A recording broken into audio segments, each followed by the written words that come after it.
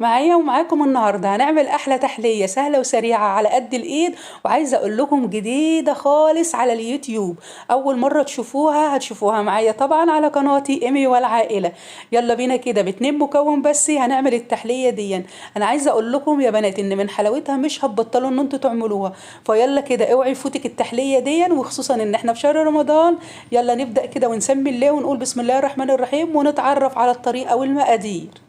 ننزل أول حاجة بالمقادير وهي كالآتي: عندنا نص كيلو من الحليب، والحليب ده حسب الكمية، ممكن تقللي تزودي زي ما انت عايزة حسب أفراد أسرتك. معايا هنا كمان 2 معلقة ونص من السكر، وطبعا ممكن تزودي او تقللي برضو ده حسب السكر، ده حسب الذوق. ومعايا معلقتين كبار من النشا ونص معلقة كبيرة من الصوبيا.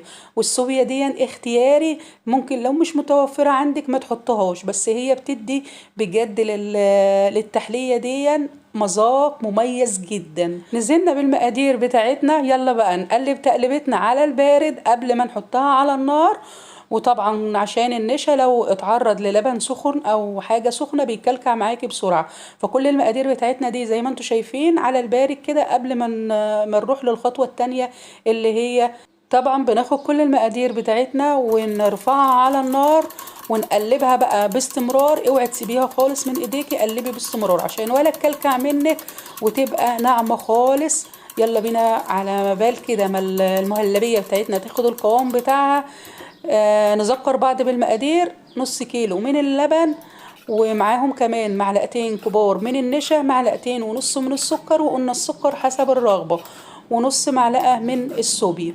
ونقلب كده لحد ما تديني القوام المناسب ده. انا كده بالنسبة لي القوام ده جميل جدا، مش هتقلها عن كده. يلا بينا بقى نصبها في الكاسات ونسيبها ان هي تستريح خالص وتبرد تماما، ونشوف بقى الطبقة التانية الجميلة جدا. حاجة كده اللهم بارك، اختراع جميل جدا في الطعم وفي المذاق وفي كل حاجة. زي ما انا قلت لك في اول الفيديو، لو عملتيها مش هتبطلي ان انت تعمليها من حلاوتها بجد يا بنات، جربوها.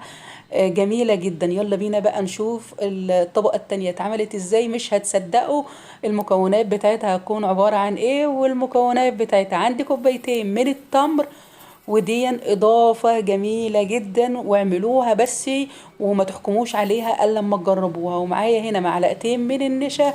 وطبعا خلي بالك من السكر عشان انت عارفة ان التمر كله سكر، فخلي بالك من السكر وانت بتحطيه. انا هنا حطيت معلقة واحدة بس من السكر، اكتفيت بيها. لو انت عايزة تزودي برضو عن كده وبتحبيها مسكرة عن كده ماشي، بس هي بالنسبة لي كده مظبوطة جدا. فزي ما انا قلت لك السكر ده بيبقى حسب المذاق. طبعا هناخد كل المقادير بتاعتنا ونقلبها على البارد زي ما عملنا في الخطوة الاولانية، وبعدين نيجي بقى للخطوة التانية ونرفعها على النار لحد ما تكمل سواها، وايدك عليها باستمرار. وطبعا هي مش بتاخد وقت وهتديكي القوام المناسب بسرعة، فخلي بالك. وبكده وصلنا والحمد لله للقوام المناسب. انا مش عايزاها اتقل ولا اخف من كده، هي كده القوام بتاعها مناسب جدا. طبعا عندنا الطبقة الاولانية خلاص بردت تماما وتماسكت زي ما انتم شايفين كده. هننزل بقى بالطبقة الجميلة بتاعتنا اللي طعمها خرافة، بجد طعمها جميل جدا وهتجربوها وانا واثقه ان هي هتعجبكم جدا. اوعي تنزلي بالطبقه التانية الا اذا الطبقه الاولانيه تكون تماسكت معانا جامد. وطبعا الدنيا ساقعه فاحنا ايه، يعني الجو برد جدا، فاحنا هنسيبها. مش ضروري يعني ان احنا نحطها في التلاجة، هنسيبها عادي جدا في المطبخ. عايزه تحطيها برضو في التلاجة عادي جدا، اللي يريحك اعمليه.